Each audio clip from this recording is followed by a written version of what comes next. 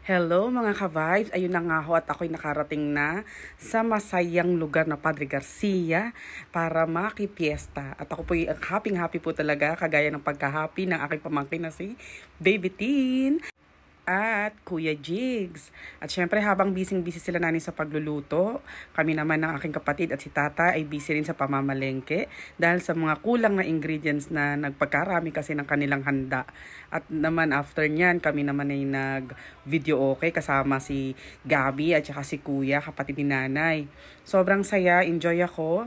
And ang pagkain nila, ang pagkakasarap, ang daming food. Feeling ko, Pasko. Alam mo yun, ganun ka grabe yung at kabongga ang barangay fiesta sa Padre Garcia. Barangay pa lang yan. At ng gabi na, dun ako talaga naman na-amaze pa. May fireworks pa ang barangay. Sobrang ganda. Kaya sabi ko nga, paano na lang kapag ang fiesta ay buong Padre Garcia na. Ala mapapalae ka.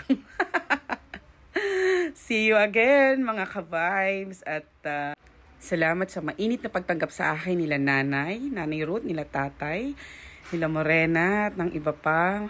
Sobrang na-overwhelm ako sa happiness. Hanggang sa muli at sa ulitin sa December 1 na fiesta ng Padre Garcia. Bye!